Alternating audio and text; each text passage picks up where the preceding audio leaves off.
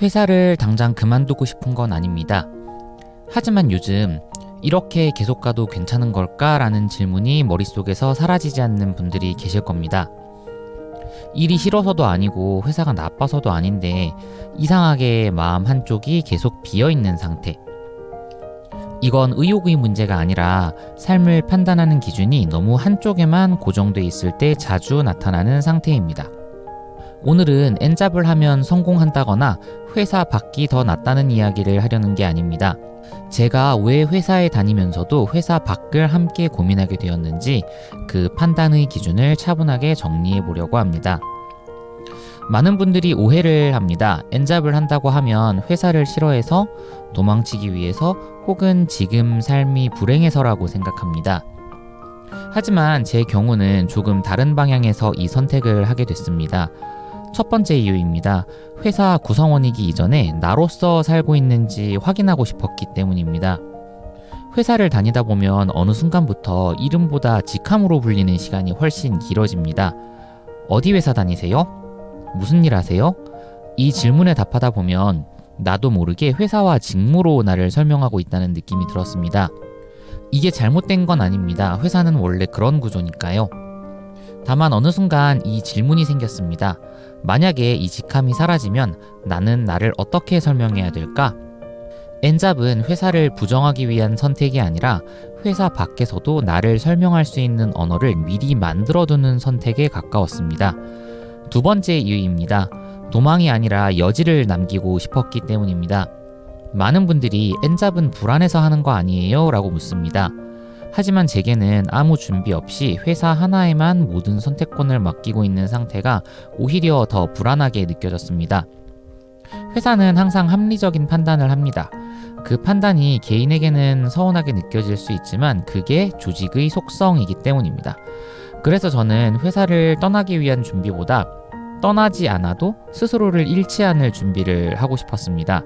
지금은 여기 있지만 선택지는 하나만은 아니다라는 감각. 이 감각이 생기자 회사 생활을 대하는 태도 자체가 조금 달라지기 시작했습니다. 세 번째 이유입니다. 회사 밖의 경험이 회사 안에서 더 잘 쓰이고 있다는 걸 뒤늦게 알게 되었기 때문입니다.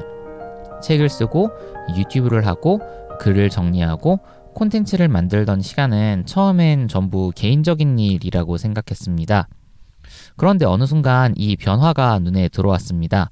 문서를 쓸 때 생각의 구조가 달라졌고 회의에서 말하는 방식이 달라졌고 문제를 감정이 아니라 구조로 보게 되었습니다. 회사 안에서는 그건 회사 일이 아니잖아요 라는 말이 나올 수도 있습니다. 하지만 실제로는 회사 밖에서 쌓인 경험이 회사 안에서의 나를 더 단단하게 만들고 있었습니다. 그래서 저는 개인 활동과 회사 일을 굳이 적으로 나누지 않게 되었습니다. 네 번째 이유입니다. 인생을 하나의 수입원에만 의존하고 싶지 않았기 때문입니다. 조금 현실적인 이야기인데요. 회사는 결국 계약 관계이고 조금 더 냉정하게 말하면 하나의 클라이언트이기도 합니다. 지금은 그 클라이언트가 제게 가장 큰 비용을 지불하고 있을 뿐인데요. 개인적으로는 이 구조가 비정상적이라고 생각하지는 않습니다. 오히려 굉장히 현실적이라고 생각하고 모든 분들이 갖는 기본적인 속성이라고 생각합니다. 다만 언젠가는 이런 클라이언트를 하나가 아니라 여러 개로 둘 수 있는 사람이 되고 싶었습니다. 그래야 회사에도 덜 매달리게 되고 회사와도 조금 더 건강한 거리를 유지할 수 있다고 느꼈기 때문입니다. 여기까지가 제가 N잡을 하게 된 4가지 이유입니다. 정답이라기보다는 제가 선택을 정리해온 방식에 가깝습니다. 이 영상을 보고 계신 분들 중에는 이미 많이 지쳐 계신 분들도 있을 겁니다. 아침에 눈을 뜨는 게 버겁고 출근길에서 계속 같은 질문을 혼자 반복하고 있는 상태. 이건 의지가 약해서도 노력이 부족해서도 아니라 삶의 기준이 너무 한 방향으로만 고정돼 있을 때 자주 나타나는 지점입니다. 지금 자리에 충실하다고 해서 패배자가 되는 건 아닙니다.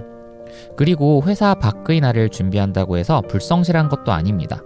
보통 이 지점에서 선택은 하나가 아니라 여러 갈래로 나뉩니다.